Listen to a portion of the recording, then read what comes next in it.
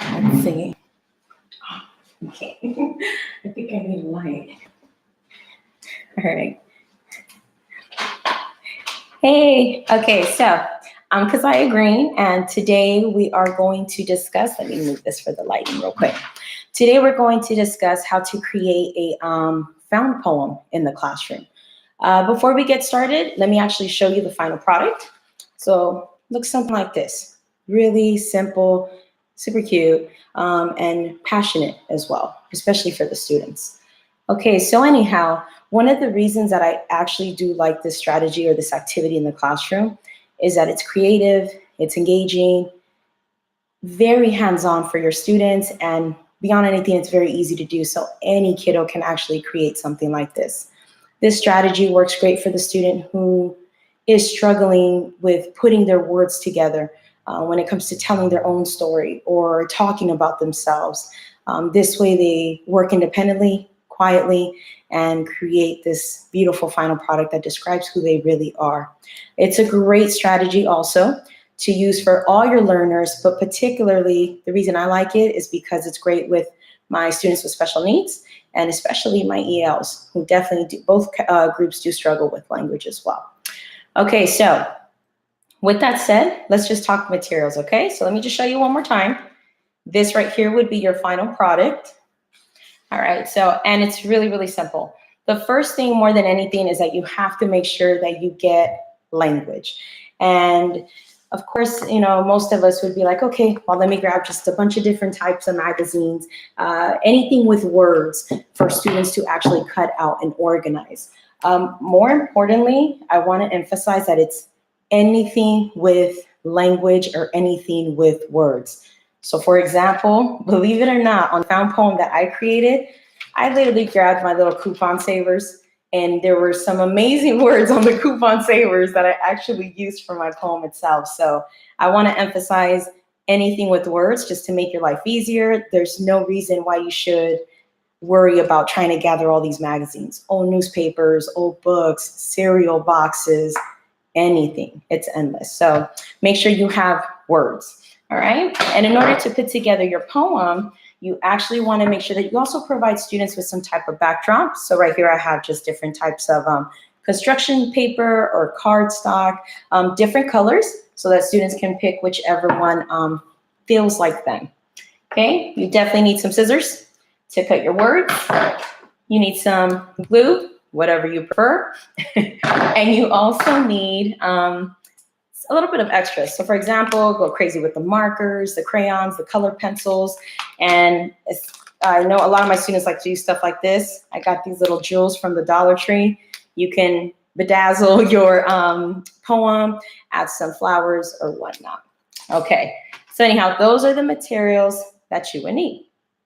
Okay, let me see my notes real quick.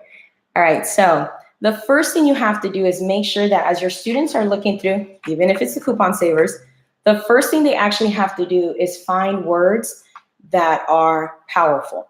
Make sure that they find words that have purpose, have meaning, and genuinely do describe who they are.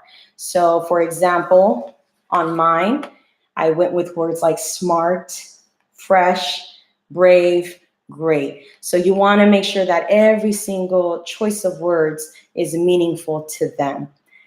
Before we even get to pasting everything on our construction paper, make sure that students actually lay everything out on their desk and start to organize things in different categories.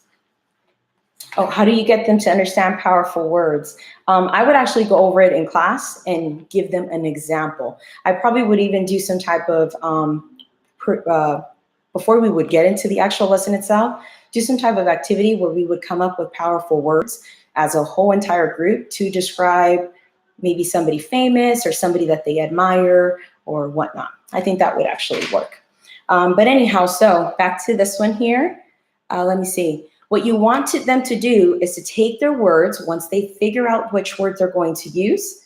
You're welcome. And then have them organize them actually on the desk.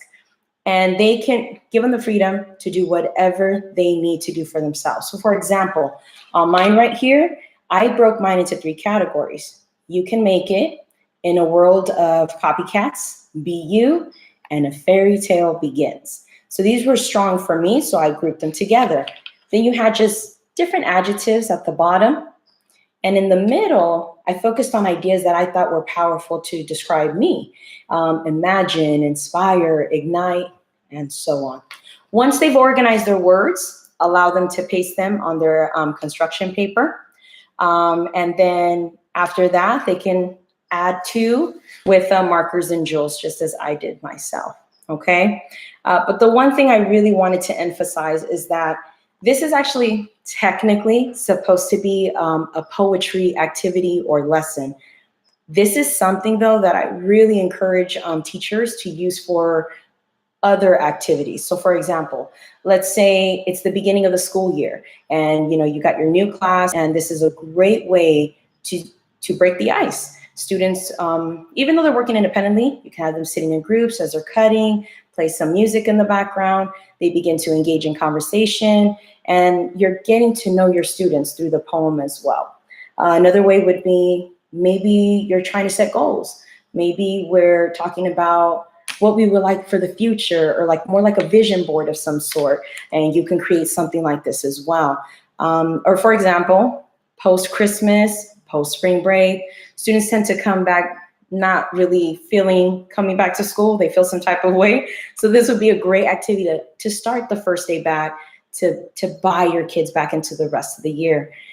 Last day of school, let's say that last week of school when you're finalizing that school year, and it's a good reflective piece to use as well.